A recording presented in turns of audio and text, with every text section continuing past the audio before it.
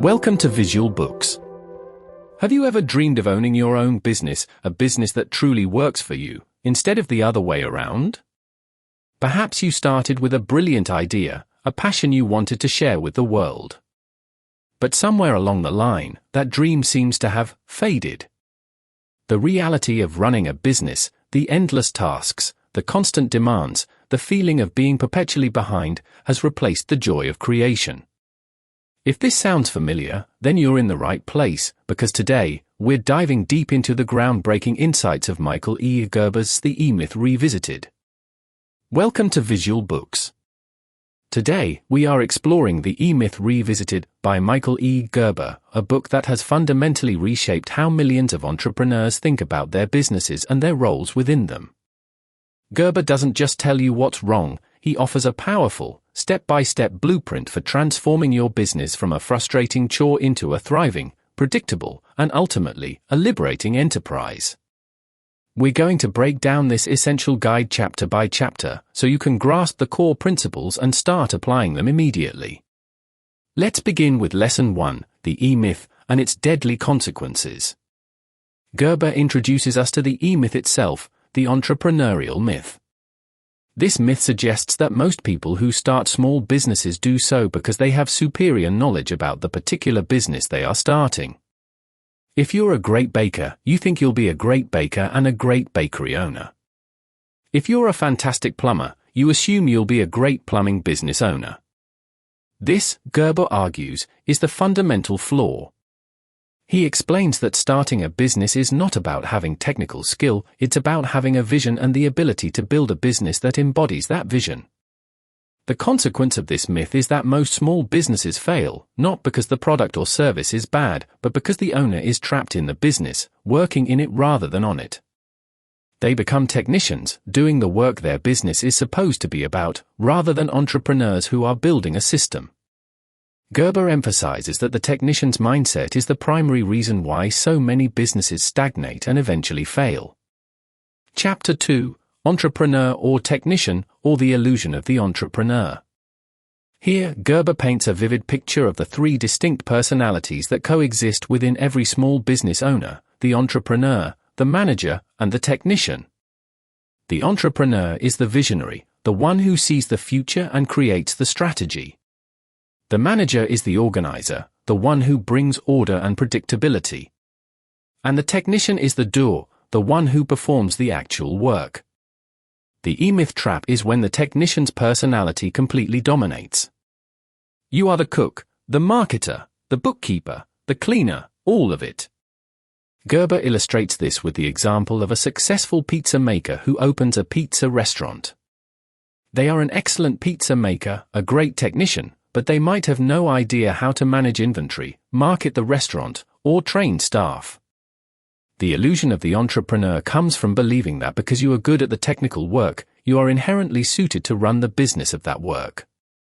Gerber's advice here is to recognize these distinct roles within yourself and to consciously cultivate the entrepreneur and manager personalities, even if they feel foreign at first. Chapter 3, The Entrepreneurial Dream. This chapter is about rediscovering the why behind your business dream. Gerber argues that most entrepreneurs get so caught up in the daily grind, the technician's work, that they forget the original dream that inspired them to start in the first place. He defines the true entrepreneurial dream not just as making money, but as creating a business that allows for a certain lifestyle. It's about building something that gives you freedom, that produces consistent results, and that can eventually operate without your constant presence. He uses the analogy of a business that is a job versus a business. A job is something you do for someone else. A business, in Gerber's definition, is something that works for you. The actionable advice is to clearly define your dream. What kind of life do you want your business to provide? This dream should be more than just financial, it should encompass your values and your desired lifestyle. Chapter 4, The Franchise Prototype. This is a pivotal chapter where Gerber introduces the concept of treating your business as if you were going to franchise it. He asserts that the reason most businesses fail to grow or operate smoothly is that they lack consistency and predictability. Franchising, by its very nature, demands systems, processes, and standards to ensure that a customer gets the same experience and product no matter where they go. This doesn't mean you actually have to franchise your business, but you should design it as if you were going to. The key example here is the McDonald's franchise model. Ray Kroc didn't invent the hamburger, he invented a system for delivering hamburgers consistently and efficiently. The actionable advice is to start thinking about your business from the perspective of someone who knows nothing about it. How can you document every step, every process, so that anyone could perform the work effectively and consistently? This involves creating operations manuals, training programs, and clear procedures for everything. Chapter 5: The Organizational Perspective. Following the franchise prototype idea, Gerber emphasizes the importance of organizational structure, even for a one-person business. He explains that you need to see your business as a collection of distinct roles and responsibilities, regardless of who is currently filling them. He introduces a simple organizational chart that includes positions like CEO, Vice President of Marketing, Chief Financial Officer, and Operations Manager. Even if you are wearing all these hats, consciously assigning yourself these roles helps you identify where your time and energy should be going. The example he uses is envisioning your business with a full staff, even if you are currently the only employee. What would each person be responsible for? The actionable advice is to create a formal organizational chart for your business and then to write job descriptions for each position, detailing the responsibilities, standards, and expected outcomes. This shifts your focus from doing the work to managing the roles that produce the work. Chapter 6: Management, the missing ingredient. Here, Gerber highlights the critical role of management in creating a successful business. He points out that most small business owners are great technicians but poor managers. They are so focused on doing the actual work that they neglect the essential tasks of planning, organizing, directing, and controlling, the core functions of management. The lack of management is what leads to chaos, inconsistency, and a business that relies too heavily on the owner's constant intervention. Gerber uses the example of a small shop where the owner is always fixing problems, dealing with customer complaints, or trying to keep up with orders, all symptoms of poor management. The actionable advice is to embrace the manager within you. This means implementing systems for inventory control, customer service protocols, financial tracking, and employee training, even if you're the only employee. It's about establishing predictable processes and holding yourself accountable to them. Chapter 7: The Principle of Strategic Innovation. This chapter delves into the concept of continuous improvement and innovation within your business, not in the sense of inventing new products, but in optimizing existing processes. Gerber argues that you must constantly look for ways to improve your systems, your products, and your customer experience. He calls this strategic innovation, applying systematic thinking to improve your business model. The example he often uses is a restaurant that continually refines its menu, its service flow, and its marketing to attract and retain customers. It's about evolution. The actionable advice is to dedicate time regularly to analyze your business and identify areas for improvement.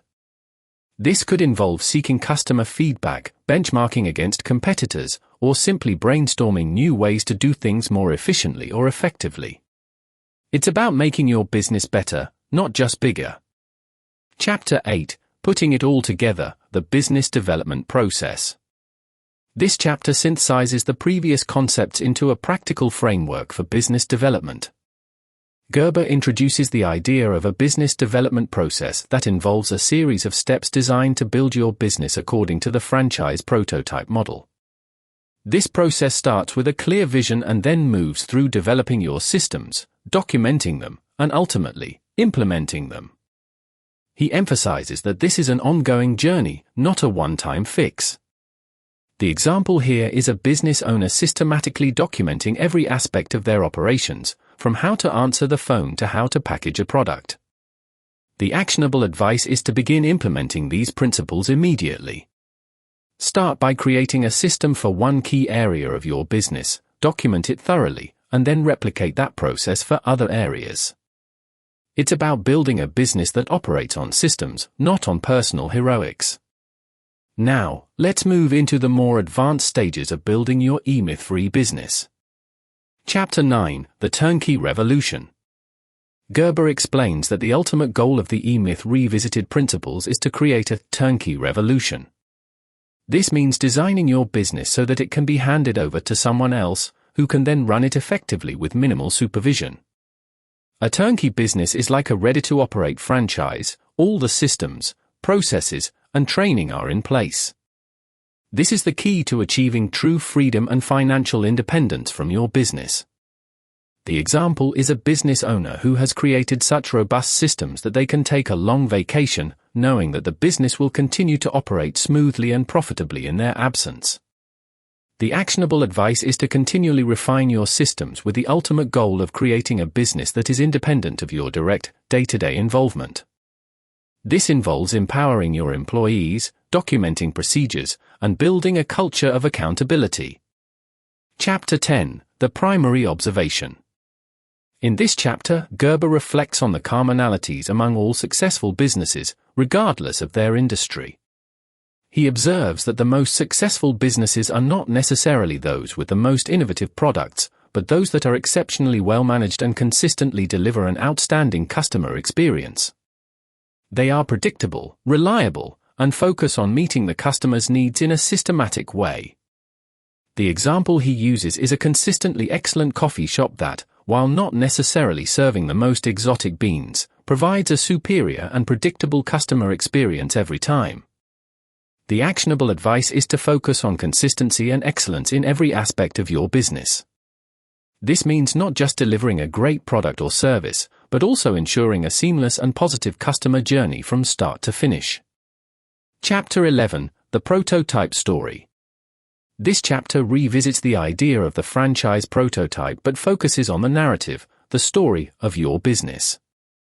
Gerber emphasizes that a strong prototype story communicates the essence of your business and what makes it unique and valuable to customers. It's about crafting a compelling message that resonates with your target audience and differentiates you from the competition. The example is a business that can clearly articulate its mission, its values, and the benefits it offers to customers in a way that is both memorable and inspiring. The actionable advice is to develop a clear and compelling brand story for your business. This story should be woven into your marketing, your customer interactions, and your internal operations, ensuring that everyone involved understands and communicates the same message. Chapter 12: The Business Development Process Revisited. Here, Gerber reinforces the systematic approach to business development, emphasizing that it's an ongoing journey of evolution. He reiterates the importance of working on your business, not just in it. This involves a cyclical process of planning, implementing, measuring, and refining. The example is a business that doesn't just implement a system once and forget about it, but rather continuously reviews and improves its processes to stay competitive and relevant. The actionable advice is to commit to a continuous improvement mindset. Schedule regular time for strategic thinking and system refinement. Treat your business as a living entity that needs constant care and attention to thrive. Chapter 13: The Organizational Structure. Gerber brings us back to the organizational chart, stressing its importance as a blueprint for growth. He explains that as your business expands, you need to have a clear structure in place to define roles, responsibilities, and reporting lines. This prevents confusion and ensures efficient operations. The example is a growing company that has clearly defined departmental structures and reporting relationships, allowing for scalability and effective delegation.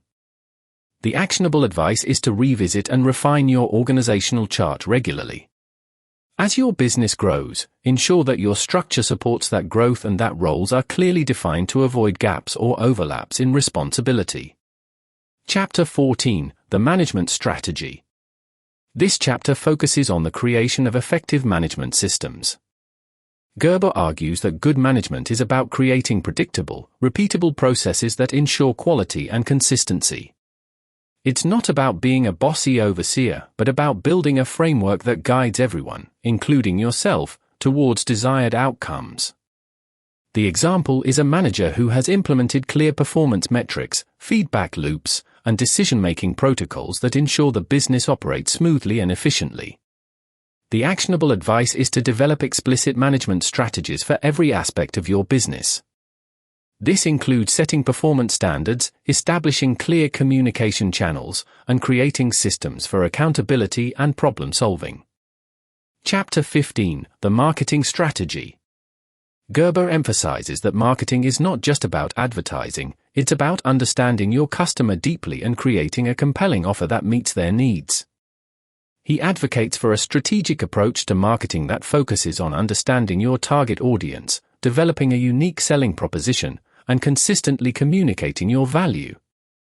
The example is a business that has a deep understanding of its ideal customer and crafts marketing messages that directly address their pain points and desires. The actionable advice is to conduct thorough market research to understand your customers intimately. Then, develop marketing messages that clearly communicate the unique value your business offers and consistently deliver that message through various channels. Chapter 16: The Systems Strategy. This is perhaps the most central theme of the book.